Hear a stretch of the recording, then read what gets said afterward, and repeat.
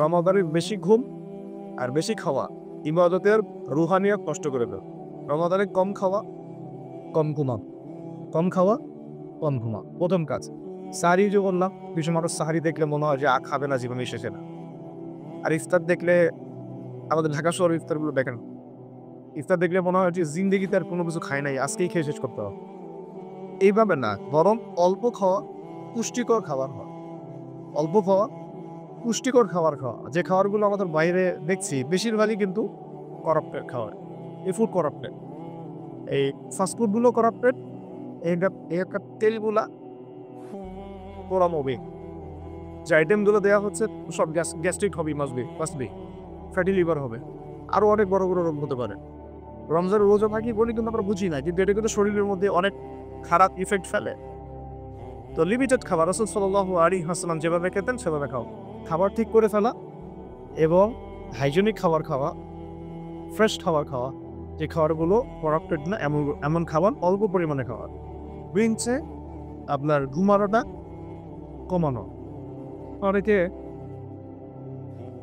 অনেকে দেখে যায় যে রমজান মাসে ঘুমিয়েই সারাদিন কাটায় দিলা,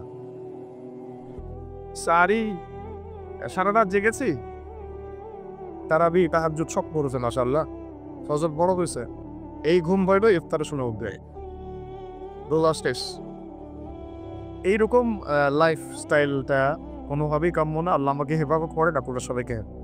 আর ও অল্প ঘুমানোর অভ্যাস করা এবং বেশি থেকে বেশি সময়টা কোরআন তেলাওয়াতে কাটানোর চেষ্টা করো। সওম রেখেছি, এটা তো ইবাদতের মধ্যেই আমি আছি। সওম রেখেছি, তার মানে আমি তো ইবাদতের মধ্যেই আছি।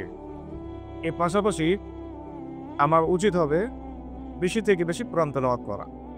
তার মানে পয়েন্ট করে নোট আউট করেন যে আমরা প্রথমে কি গন্তব্যে আমরা রোজাগুলো রাখবো তাকে অবলম্বন করতে পারি। এই কারণ এটা কাকে বলে? আল্লাহ কনসিয়াসনেস।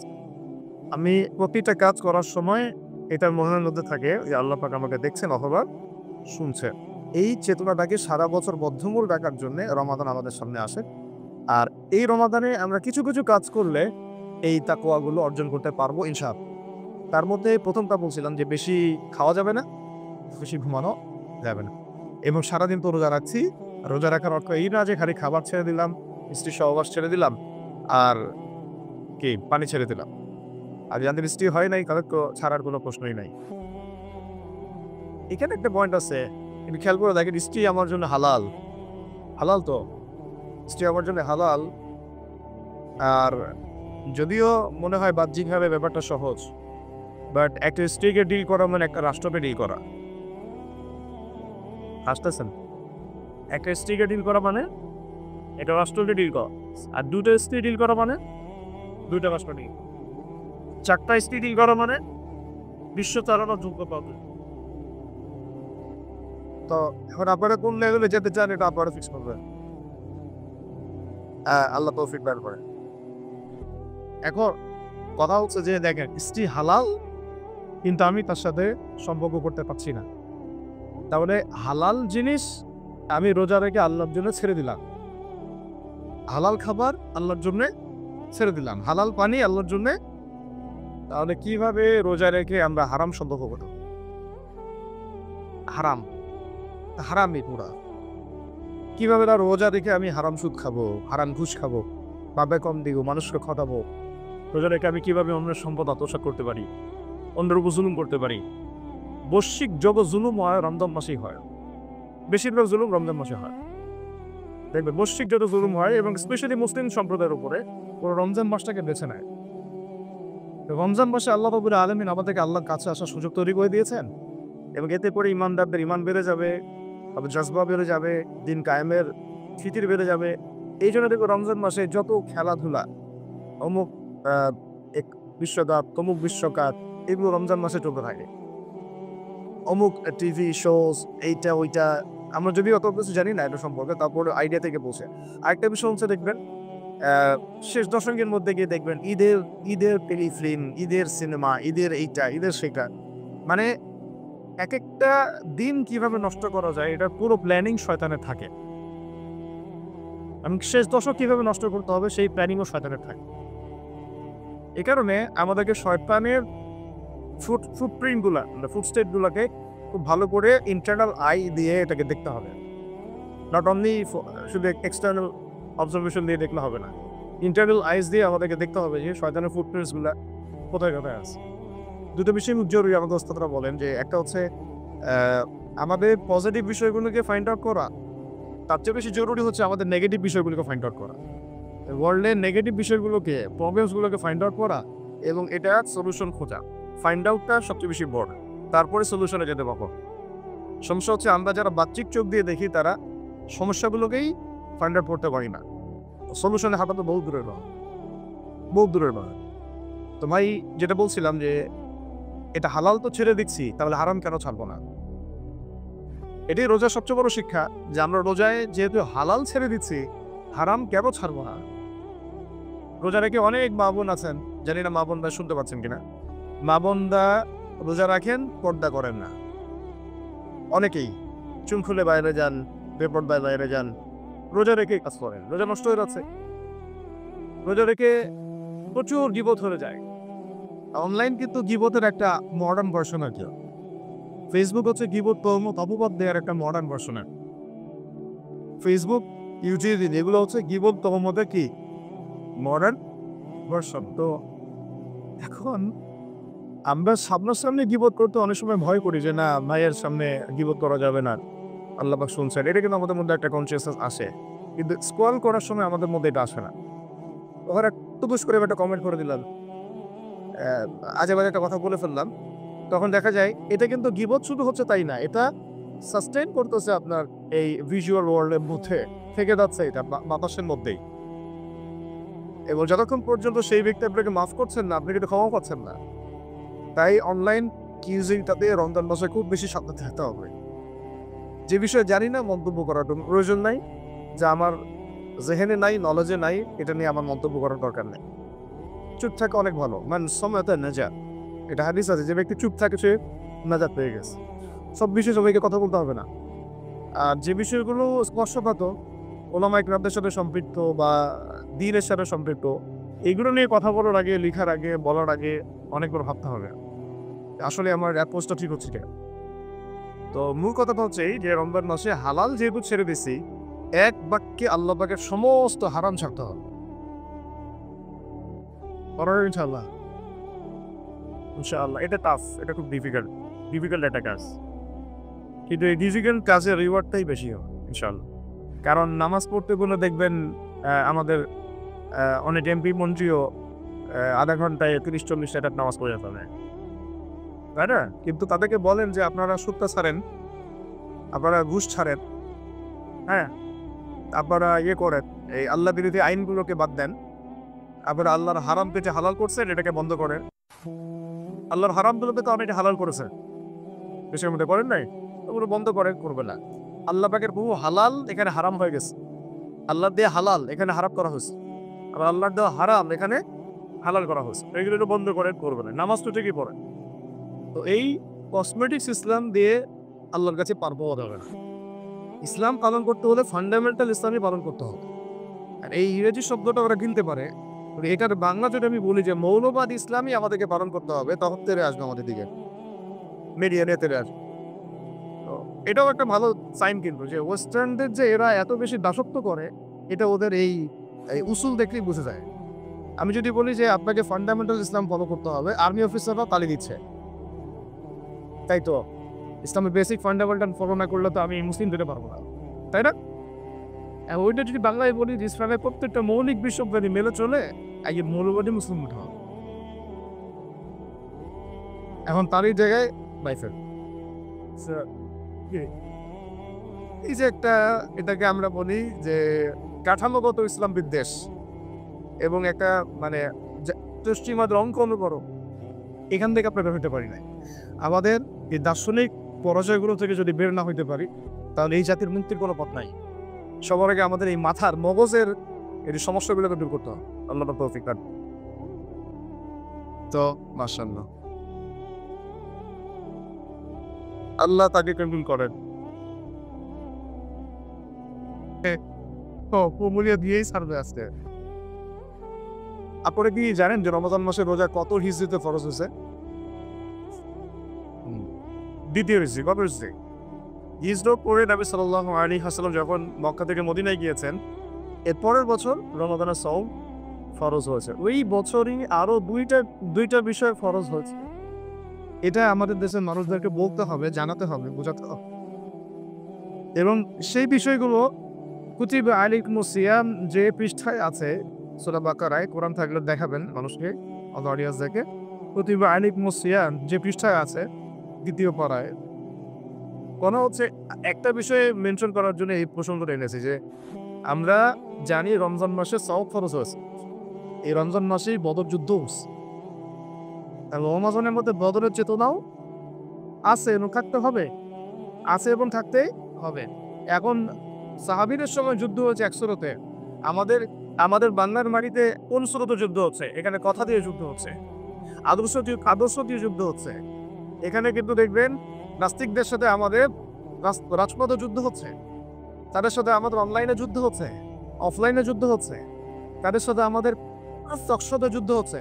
প্রত্যেকটা জায়গাতেই কিন্তু কনফ্লিক্ট এবং ব্যাটল লেগেই আছে। হ্যাঁ, এখানে সশস্ত্র অবস্থান নাই, কিন্তু আদর্শগত জায়গা থেকে তো কনফ্লিক্ট আছেই, আছে কি না? ওই যে মেজাজটা, যেটা আমরা ইসলামকে কোন অবস্থাতেই পরাজিত হতে দিব না, এই চেতনাও শিখাবে রমাদান। এই চেতনাকে শিখাবে রমাদান। কারণ ১৭ রমজান বকর দিবস তো পালন করা, মানে ওই সেন্সে বলি নাই, মানে ১৭ রমজান বদর যুদ্ধ হয়েছে এই সেন্সে বলেছে। আরেকটা বিষয় আছে, ঠিক সামনে যাবেন, এই যে যেটা বললাম কুতিবা আলাইকুমুস সিয়াম এর ডান পাশে আছে কুতিবা আলাইকুমুল কিসাস, কুতিবা আলাইকুমুল কিসাস, সেম একদম সেম ওজনে, আমরা বলি ওজনে, সেম সিগায় সেম ওজনে কুতিবা আলাইকুমুস সিয়াম, কুতিবা আলাইকুমুল কিসাস, কুতিবা আলাইকুমুল কিতাল, একদম সেম সেই ৩-৪ পৃষ্ঠার মধ্যে আসছে। বাসায় গিয়ে পড়বে। এখন মাঝখানেটা নিয়ে আমরা আলোচনা করি, প্রত্যেকটা নিম্ন থেকে ডানে বামে আমরা নড়তে পারি, নড়ি না। এখন কুতিবা আলাইকুমুল কিসাস, এটাকে যদি আপনি কিসাস না বলে মৃত্যুদণ্ড বলেন, তা বাংলাদেশের আইনে মৃত্যুদণ্ড নাই, আছে কি নাই? আছে তো। আর কথা হচ্ছে ইসলামের কিসাসের যে মানে প্রয়োগ আর আমাদের মানবরচিত আইনগুলোতে মৃত্যুদণ্ডের যে প্রয়োগ, এটা কখনো সমান নয়। মানবরচিত আইনে দেখা যায় বাদী মরে গেছে, বিবাদীও মরে গেছে, মামলা মরে নাই, এরকম হয় বিষয়টা। ইসলামের কিসাস এরকম না। ইসলামের কিসাস মানে শরিয়া কোর্ট বসায় ইনস্ট্যান্ট একদম ফয়সালা করে ফেলো। এখন বাংলাদেশে শুধু একটা এক্সাম্পল দিব, বাকি আমি ৭০ বছরের ইতিহাস টানবো না। আমি বিগত ৬ মাসের খালি একটা উদাহরণ দিব, একটা সিম্পল একটা উদাহরণ। জুলাই অভ্যুত্থান। জুলাই অভ্যুত্থানে নিঃসন্দেহে হাজার হাজার মানুষ তো মারা গেছে, নিঃসন্দেহে। কেউ শহীদ হয়েছেন, কেউ মৃত্যুবরণ করেছেন। এখন এটা ডিপেন্ড করতেছে তার নিয়তের উপরে। এই জন্য আমি বললাম কেউ শহীদ হয়েছেন, কেউ মৃত্যুবরণ করেছেন। মানে এখানে জালেম একটা কিলিং মিশন চালিয়েছিল, এটা সাক্ষী সারা দুনিয়াবাসী।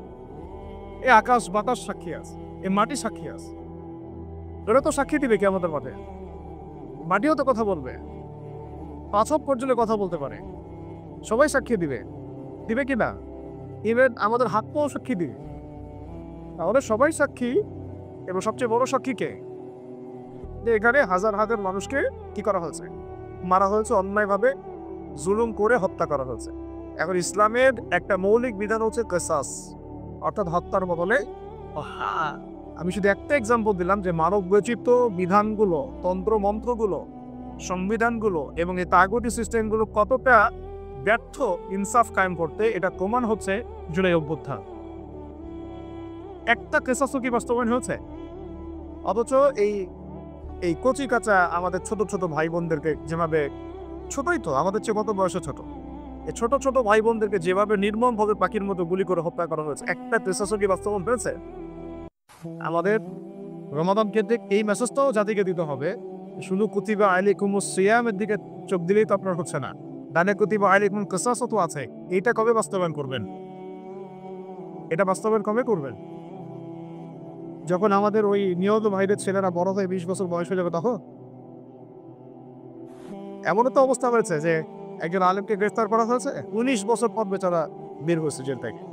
বের হয়ে দেখে যে তার একটা 20 বছরের ছেলে আছে, গর্ভে ছিল 1 বছর, যখন তাকে অ্যারেস্ট করা হয়েছে। কয়েকদিন আগেই বের করেছে।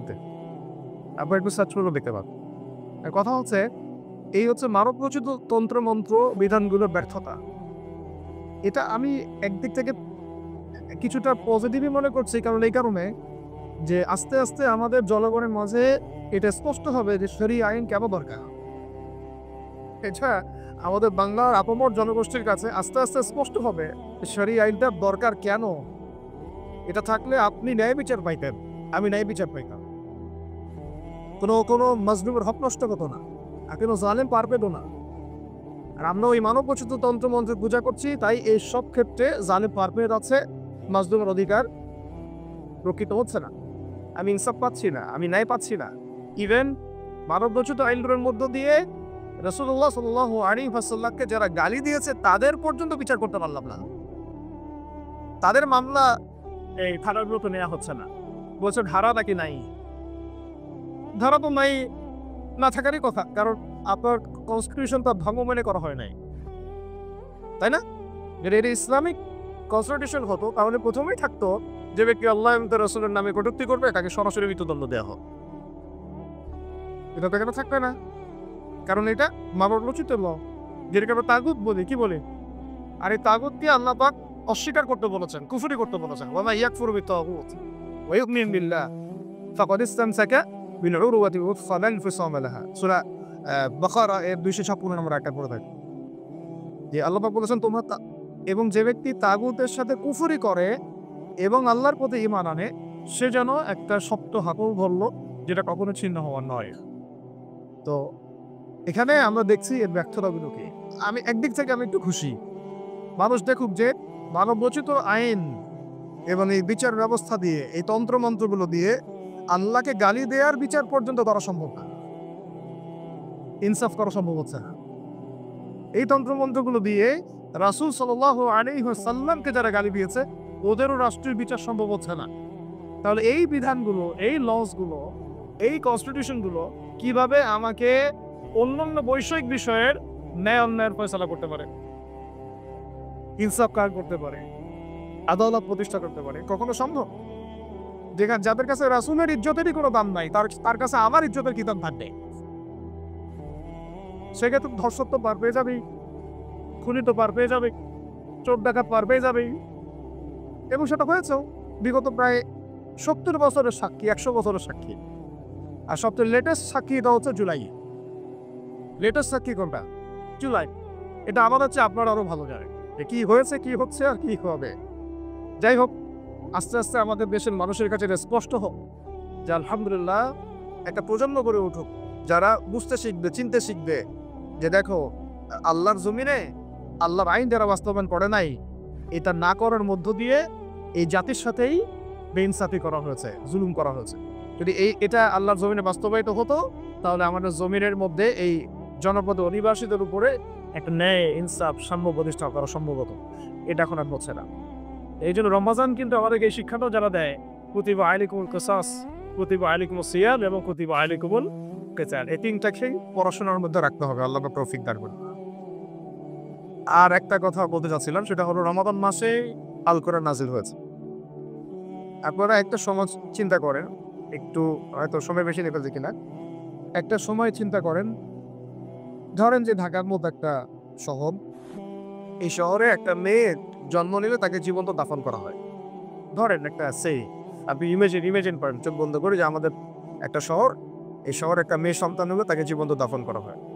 এই শহরের মানুষ সবাই মূর্তি পূজা করে, ভালো করে মূর্তি পূজা, ঠিক আছে? এই শহরে ধরেন যে সবাই সুদ খায়, সবাই জেনা করে, ম্যাক্সিমামই আর কি, জুয়া খেলে, তারপরে ছিনতাই করে, ডাকাতি করে, বজ্জা করতে, মারামারি, হানাহানি করে। এমন একটা সোসাইটি আপনি মনে মনে চিন্তা করেন, কল্পনা করেন। ওই সোসাইটির মধ্যে আল্লাহ রাব্বুল আলামিন তার পক্ষ থেকে মনোনীত একজন মানুষকে পাঠালেন, আর বান্দাকে পাঠালেন, মুহাম্মদ রাসূলুল্লাহ সাল্লাল্লাহু আলাইহি ওয়াসাল্লাম। তিনি ওই সোসাইটির মধ্যে মানে ইসলাহ বা সংশোধন আনার জন্য অনেক চেষ্টা করতে লাগলেন, কিন্তু যতক্ষণ পর্যন্ত তার কাছে ওহী আসে নাই, কোরআন এবং সুন্নাহ যে ওহীটা আসে নাই, ততদিন পর্যন্ত সমাজের মানুষ তাকে খুব একটা মূল্যায়ন করছে না, তার পরামর্শ মানুষ শুনছে না। তিনি হিলফুল ফুজল তৈরি করছেন, মানুষ গায়ে লাগাচ্ছে না।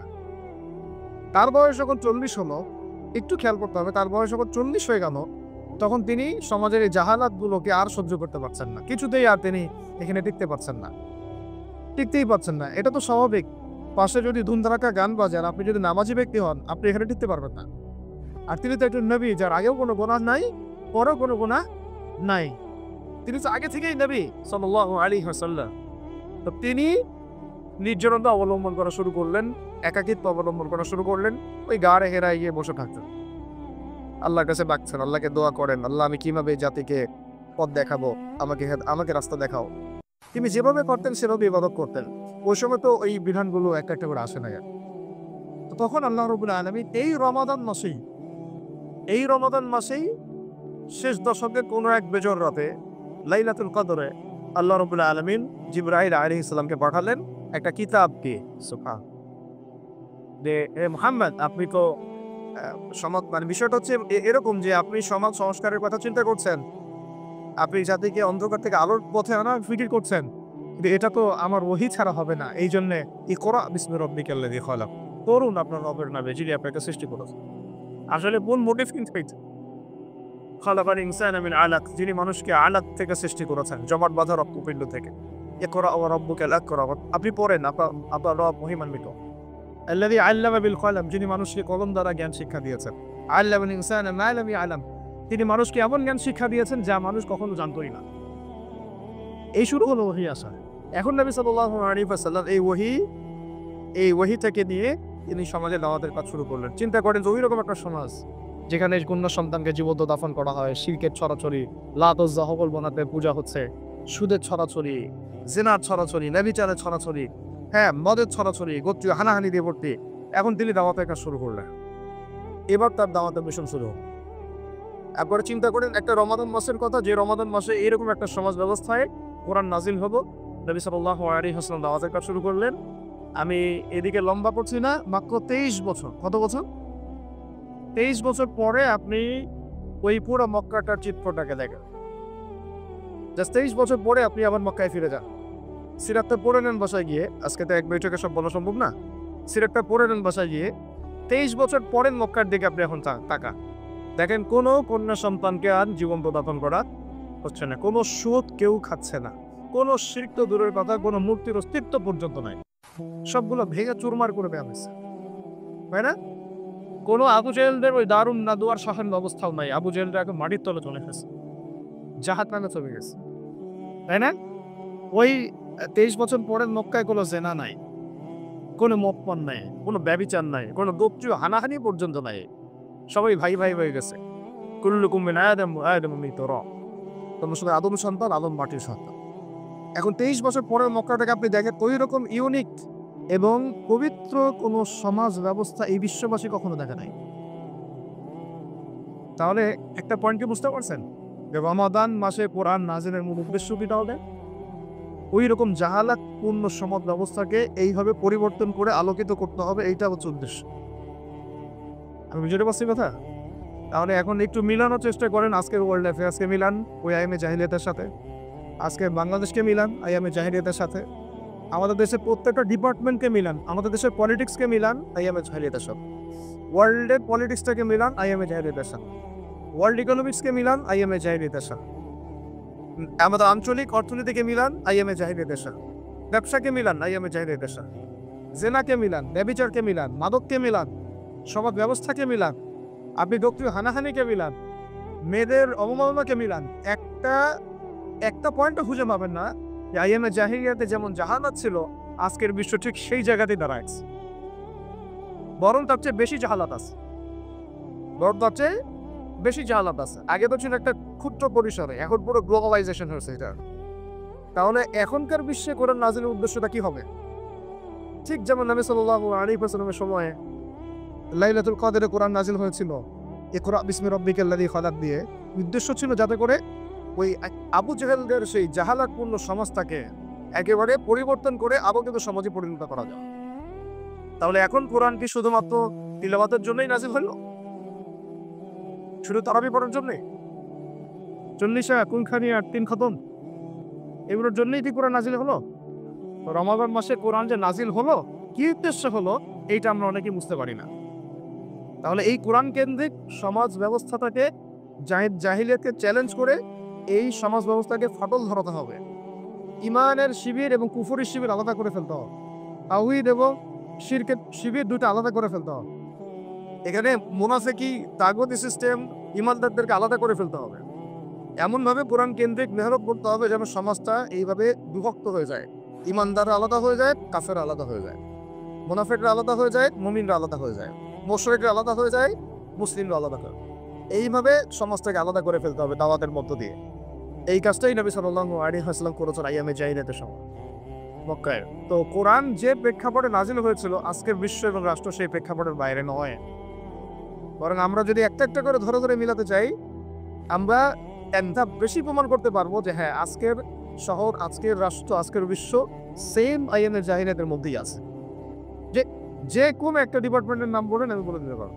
শিক্ষার কথা বলেন, সংস্কৃতির কথা বলেন, অর্থনীতির কথা বলেন, রাজনীতির কথা বলেন, সব আইয়ামে জাহিলিয়াতের মধ্যে আছে। সব। শুধু এর বাইরে কিছু আছে কনস্ট্যান্ট ভার্সন অফ ইসলাম, ইসলামের কিছু কসমেটিক্স ইসলাম। এর বাইরে কিছু গোরাবা মানে যারা মৌলিকভাবে ইসলাম ফলো করে এবং তাদেরকে সমাজের মানুষ বাঁকা চোখে দেখে। যারা মানে মৌলিক ইসলামটা ফলো করে, পরিপূর্ণ ইসলাম ফলো করতে চায়, তাদেরকে আবার সমাজের মানুষ বাঁকা চোখে দেখে। তারা আবার অন্য গ্রহের প্রাণী নাকি। মানে আপনি একটা বিয়ের অনুষ্ঠানে গিয়েছেন যেখানে গান বাজনা বাজতেছে, ধুমধারাক্কা, একেবারে বেলাল্লাপনা, তো সেখানে আপনি গিয়ে নিজেকে খুব জড়তা ফিল করছেন, এক কোনায় চলে আসলেন, তা আপনাকে তারা বলবে যে আপনি আনসোশাল, সামাজিক বিষয় বোঝেন না। কেউ একটা জন্মদিনের দাওয়াত দিয়েছে, কেক টেক কাটবে, এটা করবে, আপনি বলবেন না আমি যাবো, তো তারা আপনাকে বলবে আপনি আনসোশাল। হ্যাঁ, ইভেন যদি সামনের ইলেকশনে আপনি বলেন যে আমি ভোট দিব না, আপনি এই সিস্টেমের মধ্যে নাই। দেয়া জায়েজ না জায়েজ আলোচনা করতেছি না, আমি বলছি যে ভাই আমি দিলাম না, তো আপনাকে বলবো যে আপনি তো পলিটিক্স বুঝেন না। ভাই মূল কথা হচ্ছে যে কোরআন নাজিল হয়েছে কোন মাসে, কি উদ্দেশ্যে নাজিল হয়েছে, আমি একটা আয়াত থেকে বলে শেষ করতেছি। আল্লাহ রাব্বুল আলামিন বলেছেন শাহরু রমাদান আল্লাযী উনজিলা ফীহিল কুরআন, রমজান সেই মাস যে মাসে কোরআন নাজিল হয়েছে। আমি বলছিলাম কি উদ্দেশ্যে নাজিল হয়েছে। পুরো একটা পড়লে আপনি দেখবেন আল্লাহ পাক সেখানে বলেছেন হুদাল লিন্নাস, এক নম্বর, এটা হচ্ছে মানব জাতির জন্য হেদায়েত, মানব জাতির জন্য হেদায়েত। আরেকটা ওয়ার্ড আল্লাহ পাক ব্যবহার করেছেন, সেটা হচ্ছে বাইয়িনাতিন মিনাল হুদা, মানে এটা বাইয়িনাত মানে সুস্পষ্ট দলিল, এটা কি সুস্পষ্ট। শেষে একটা শব্দ আল্লাহ রাব্বুল আলামিন প্রয়োগ করেছেন, সেটা হচ্ছে ওয়াল ফুরকান, এটা হচ্ছে ফুরকান মানে সত্য মিথ্যা, ন্যায় অন্যায়, হক বাতিলের একটা চূড়ান্ত পার্থক্যকারী মানদণ্ড। তাহলে কোরআন কি, কোরআন নাজিলের প্রেক্ষাপটটা কি এবং কোরআন নাজিলের উদ্দেশ্য কি, আমরা কিন্তু রমাদান থেকে বুঝে ফেললাম। কোরআন আল্লাহ রাব্বুল আলামিনের কালাম, নাজিল হয়েছে পুরো মানব জাতিকে হেদায়েত দেওয়ার জন্য। এটা হচ্ছে একটা বাইয়িনাত, সুস্পষ্ট প্রমাণ, এবং ওয়াল ফুরকান ন্যায় অন্যায়, সত্য মিথ্যার একমাত্র মানদণ্ড। আমাদের জিম্মেদারি হচ্ছে যে এই রমজান মাসে যেহেতু কোরআন নাজিল হয়েছে এবং এই কোরআন আইয়ামে জাহিলিয়াতকে পরিবর্তন করে একটা আলোকিত সমাজ প্রতিষ্ঠা করেছে, অতীতে এর নজির আছে, নবী সাল্লাল্লাহু আলাইহি ওয়াসাল্লাম তা করে দেখিয়েছেন।